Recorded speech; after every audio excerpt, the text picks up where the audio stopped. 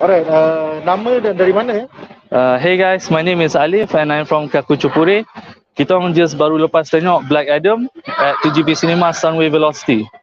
Alright, so apakah reaksi satu ayat kau terhadap filem yang baru keluar ni? To me, Black Adam, very action-packed movie. To me, but also a very generic DC movie juga. Yeah. Generic ya? Macam why generic? To me, Black Adam dia rasa generic sebab a lot of the things in this movie, it feels like you've seen them before. Banyak benda dalam movie ni dah you've seen them in other superhero movies, dah jadi in I won't say specific, so of course I won't spoil, tapi memang a lot of it is familiar. Tak ada anything new sangat in this movie. So if you've seen one DC movie, this movie doesn't offer anything much new. So it's just like as expected from a DC movie for me. Okay. It's exactly like what you would expect. 3 benda yang kau suka tentang filem. To me, apa yang aku suka pasal Black Adam, firstly, dia punya action scenes lah. I think that's the highlight of the movie. Sebab memang this movie is very action-packed. So if you come into Black Adam and looking for action, you won't be disappointed. But also, I have to say, the action tu, even though there's a lot of action, expect a lot of Zack Snyder-like action, you know, a lot of slow-mo, like BVS type, you know, Zack Snyder punya typical action lah, banyak slow motion. Okay, tu first thing. Filem ni nyaris jadi R-rated. Did you feel it in the action? Yes. And that comes to my second point juga. This movie is darker than your usual, like this. Well, DC movies are dark juga, tapi this movie is more gory than usual lah. Ada banyak like gory parts, macam tangan putus apa semua, and deaths apa semua. And I can see macam this movie could have been R-rated. Cuma they took out all the blood, tapi they kept a lot of the macam violence and gore. So without the blood, then it can be PG-13 lah. You know. Third thing that you love about third thing I love about this movie, to me some of the performances I like, especially I think The Rock as Black Adam himself, memang he can pull off the stoic like Black Adam type, his smoldering look tu memang, I think he's a good Tough Adam. And I also like my character Noah Centineo, which is Atom Smasher, and also Quintessa something, her name, who's Cyclone. I think those two macam bring new blood to the movie, macam some kind of macam something yang younger viewers can relate to lah. And also I also like Pierce Brosnan as Dr. Fate juga. I like him. Though there's out of all the Justice Society, I think they focus much less on Dr. Fate dengan the Atom Smasher dengan tu. So better, more screen time would have been better for that. Do you wish for a Justice Society film lepas menonton filem ni? Yeah, definitely. After watching this movie, memang even before watching this movie pun, I was most excited nak tengok Justice Society. So macam after this movie, I hope dia orang dapat at least a movie or even a spin-off series pun I would accept. Sebab they deserve more, Justice Society. Sebab they have a lot of legacy, banyak history yang boleh explore. So dalam movie sikit je baru kita nampak. Okay. Apa 3 benda yang anda tak suka tentang filem? Apa yang I don't like? Okay, firstly macam I said in my previous point, movie dia banyak action, tapi most of the action macam slow-mo punya type of action. So if you don't really like macam an overabundance of slow motion action, then you probably won't like this movie sebab banyak slow motion. Secondly, even though some of the characterization is okay, to me macam this is another DC movie in which dia punya development of the villain suffers lah. Sebab after watching this movie, memang villain dia tak stand out langsung. I can say macam it's very disappointing. The way the villain is depicted. You can tell everybody is Sabak. Yeah, Sabak is the villain, but when he shows up pun, you don't really feel much. Macam he just shows up and then that's it. Macam he just shows up for the third act and then just because because the third act always has to have an action scene, so you don't really feel anything much for the villain, and when he shows up pun macam tu je. So yeah, there's not much of an impact the villain. And thirdly, I think the movie agak draggy, it's quite long, and some of the dialogue too a bit unnatural. There's a lot of some of the dialogue clearly for exposition reasons. So some of it doesn't flow as naturally. So movie ni rasa agak panjang lah for a superhero movie. It doesn't really Walaupun feel. hanya 2 jam. Walaupun movie ni hanya 2 jam banding dengan movie like Spider-Man No Way Home ke apa 2 jam lebih kan, Endgame ke apa, tapi this movie still feels panjang sebab scene dia tak flow naturally and the dialogue pun agak, some of it a bit kaku. Some of the younger actors macam the young Amon actor tu to me macam a bit forced lah. Some of his lines they deliver a bit forced ya. Okay, so second last question. What do you hope going forward? Superman coming back, Black Adam in another film, Black Adam series maybe. Apakah harapan anda? Apa? Yang tu boleh bukan spoiler. Boleh cerita, benda ni dah spoil. Dwayne Johnson dah bagi tahu. Dah spoil tu. So pendapat tentang post credit, silakan. My thoughts after watching post credits memang I'm hyped and I'm happy to see Henry Cavill returning balik as Superman. But to me, I hope memang Warner Brothers does something with Superman lah, bukan just cameo ni and then lagi 5 tahun tak ada apa. I hope that doesn't happen again. I hope memang Warner Brothers dia orang dah hari tu dah keluar report yang they're making a new Superman movie. So Man of Steel 2, but I think it's very early in development, so maybe lambat lagi kot. I'm not sure, tapi I hope they do something fast lah sebab they capitalize on this hype. Sebab right now memang people hype to see Superman again. And I hope Black Adam reappears in a future movie. Maybe sebab in the comics, Black Adam was part of the Justice Society juga at one point. So I hope in the future if they make a Justice Society movie, don't boleh bawa balik Black Adam. Okay, so filem ni ada berapa post credit scene? Black Adam just ada satu post credit scene and it's only the mid credits. So you don't have to wait sampai habis. You can go to the toilet or anything. So there's only one mid credit scene. Okay, rating over 10. My rating for Black Adam over 10 is 7 over 10. Yeah. What will you compare it to? Adakah ini lebih bagus daripada Suicide Squad ke? Lagi daripada Aquaman ke? I think Black Adam ni not as good as Aquaman or the Suicide Squad. The Suicide Squad yang James Gunn, bukan yang 2016 yang Suicide Squad. But I think it's still better than something like BVS or the Suicide Squad yang 2016. I think dia almost nak dekat sama level dengan Shazam. Not as fun as Shazam, tapi almost the same level. You can get that kind of same level lah as Shazam movie. Okay, terima kasih. Okay, thank you. On screen. Wan, silakan. Good. Cepat bang. Orang tengah live ni. Tengah live kan? Khabar semua. Lama ni. Oh, dah bukan Captain Marvel punya ni, aku sokong dia. Dia gini. Game of Thrones Saksikan ya, episod 9 kita dah bedah malam semalam. Okay, tinggi. Okay, ni dah cukup tinggi. Ni okey? Let's do a sound check. One. Ini, live sekarang ni ya. Tengah-tengah live baru nak macam ni bro. Alright, cool. Okay.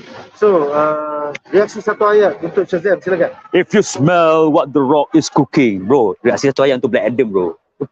Bukan Shazam. You say Shazam just now. Okay, reaksi satu ayat untuk Black Adam, silakan. Black Adam, you smell what the Rock is cooking. Itu aku reaksi satu ayat. Aku boleh katakan bahawa Black Adam ni adalah answer kepada DC punya franchise yang setelah sekian lama menutup diri diorang actually dan try nak compete dengan Marvel. And this while, I think this is the proven yang diorang try to be different with Marvel at all. Memang jadi lain gila daripada Marvel. So this is the proven concept yang diorang tunjukkan dengan Black Adam ada. And introducing The Rock as the people's champion. Nice. Yep. Tiga benda yang kau suka tentang filem ini. The Rock, Dwayne Johnson. Enough said. Okey lah,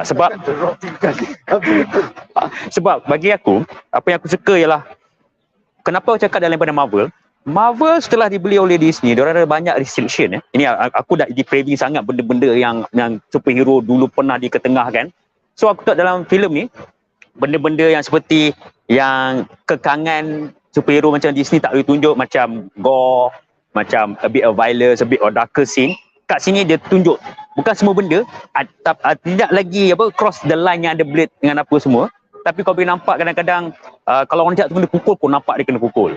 Itu satu. Lepas tu kalau orang tu jahat gila, kau boleh nampak cara dia tear orang jahat tu memang puas hati. So this is I think the one yang aku rasa it gonna be like my satisfaction itself, yang macam dulu kau tak boleh tunduk benda macam ni in the last 10 years, but now they give it to you in cinema.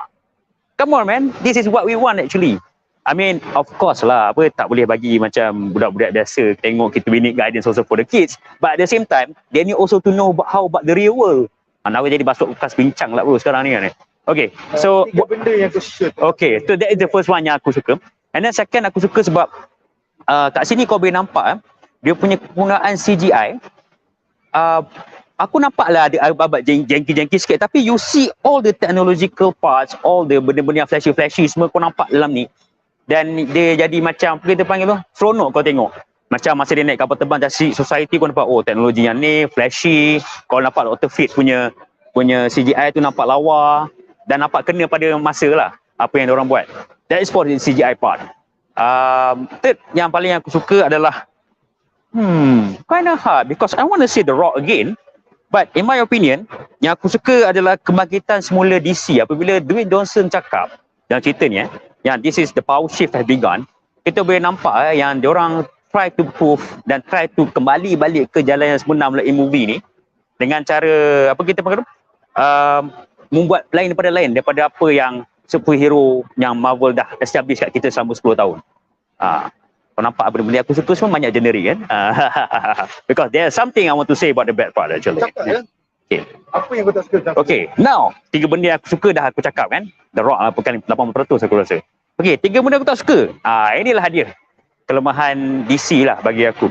First, aku tak suka ialah dialog dia nampak terlampau bersahaja.